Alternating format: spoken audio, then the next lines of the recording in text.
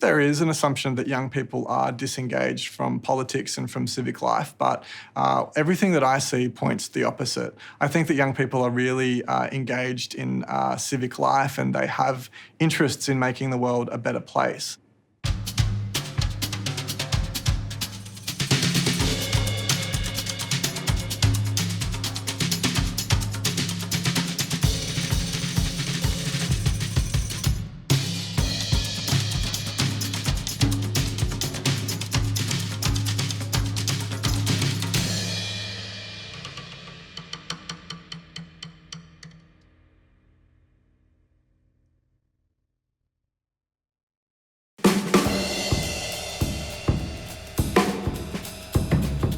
For LGBTI young people, there's a huge movement and mobilisation of young activists. I am currently the first female Prime Minister of the National Indigenous Youth Parliament. My activism from day dot has always been around education. My main aim for my poetry is to try and motivate and inspire people to be a game changer with me. And in that sense, I mean to help protect the environment and help raise awareness and do as much as they can to have a positive impact on our future.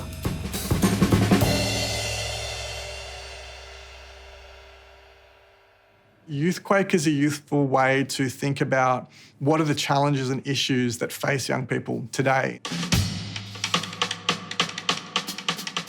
I'm not sure whether it's a media buzzword or whether it's a visible phenomenon. I think that it's probably a bit of both.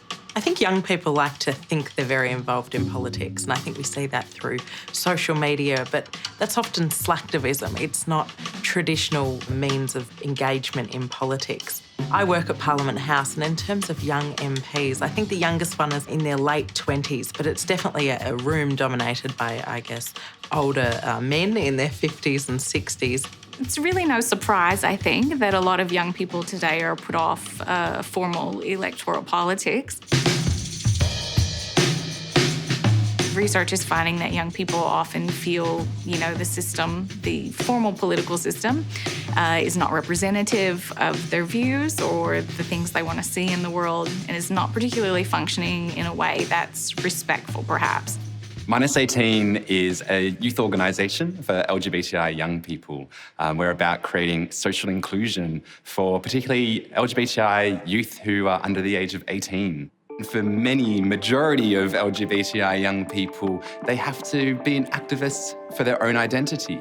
They have to come out. They sometimes have to go to their school administration and advocate for fair treatment. They have to go to teachers when they're being bullied. They have to talk to their family about their identity and educate and raise awareness for themselves just to get through this world. And I think that creates this core, innate part of them that drives activism for these issues more broadly.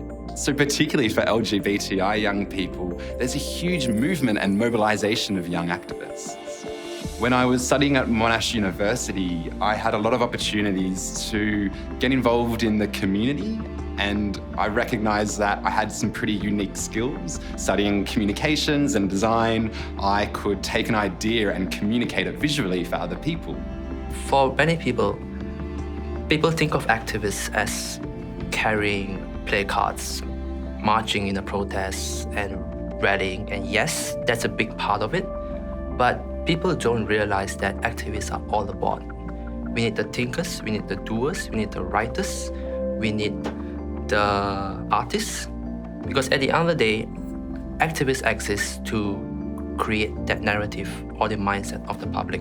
So irregardless, if you walk on the streets, if you write a post on social media, if you write a letter to your member of parliament, you are already an activist.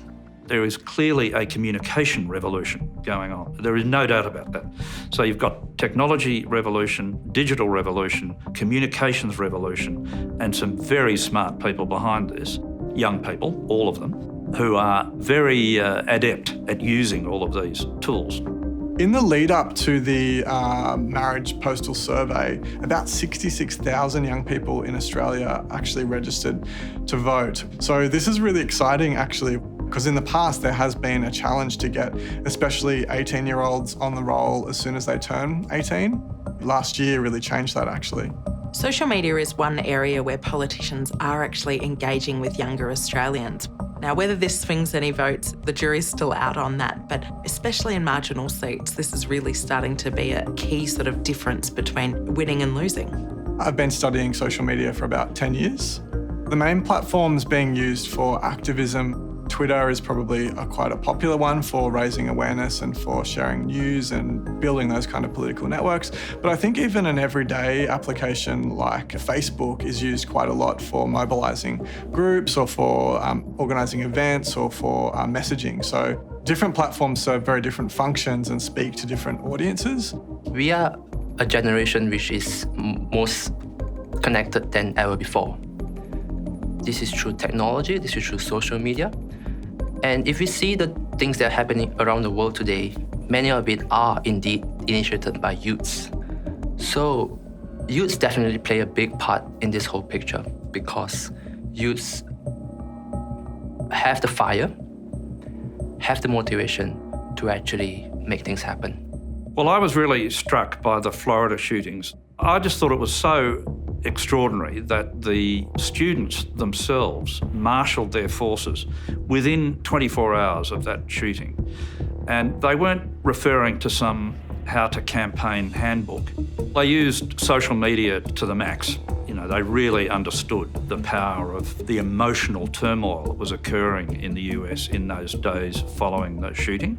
They were communicating with members of parliament, with congressmen and with governors. And they have done something about what has happened. In fact, their influence has been really powerful and it has changed the law. The purchasing of firearms age limit in Florida has been changed by their work. And they have formed a thing called Never Again movement in the US, which is today very powerful. I think to be a good activist, students need to be very tenacious. If they've got a point to be made or if they've got an injustice that they want addressed, they need to recognise that sometimes that'll be a long haul. But I also wonder whether activism is born from the burning need to have an injustice addressed. My grandma, who was like the biggest inspiration in my life, when she was my age, she was taken from the mob up in the community and she was part of the stolen generation. She never really got any opportunities to further her education. She didn't get to learn her language, her culture, nothing. She didn't even get to finish school, and so she always told me, Aretha, you know, going to university and studying and working like crazy at school is so important if you want to get anywhere. We found that young women are often interested and engaged in taking on leadership roles, but there's often a lot of barriers they face to being taken seriously or to being given a seat at the table when it comes to various forms of decision making. But they're not taking those challenges sitting down, as we put it. One thing that they did was they created these videos through the workshops and they shared those. Some of them got invited earlier this year to go present at the Commission on the Status of Women at the UN on the basis of that, you know, so they sort of were using multimedia and international platforms to be able to get those out there.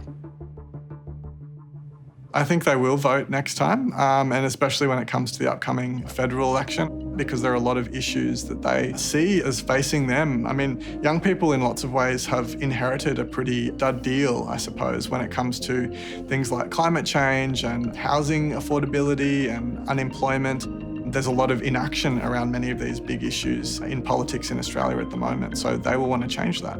When it comes to election time, we hear more about pensions, cost of living, and ultimately, you know, 1 in 2 voters are over 50, and that is a huge influence on where we see our politicians trying to pitch to. There's not a lot of votes in young Australia, unfortunately. If young people could talk to politicians, I think they would ask for the voting age to be lowered so that they could have their say. I think they feel voiceless without the ability to vote. It's an issue that comes around occasionally, but I think until we see perhaps a Greens-led government, which is a long way away, we won't be seeing 16-year-olds vote anytime soon. Bang! That's the sound of evolution. It should lead to confusion, but thanks to your contribution, we've found a solution for the word evolution. I didn't know that my winning poem went viral. There's been about 4.3 million views, which has completely surprised me, and I'm really amazed about how many people have watched it and have loved it. To be honest, I don't think the politicians take us seriously. I think that they're only looking from their aspects and not even adults or anyone else around them, let alone the next generation and the young generation that will be holding the future. I think the future is going to be really interesting to see a bit more of a movement and a bit more of a shared view that the political system that we're operating within doesn't serve the people that it says it's supposed to serve. And I think more young people wanting to work outside of that system or figure out a way to change it dramatically. The future will be bleak if youths or activism do not put their voice in the narrative of how we want to chart the world. If you look more broadly at the question of the power of social media versus conventional politics, there is an argument to say that it is undemocratic. But welcome to the new playground. This is it. It's happening. No one is going to take it away from these people. So the world has to find a way to adapt to what is inevitably occurring out there. And it is totally captivating and fascinating.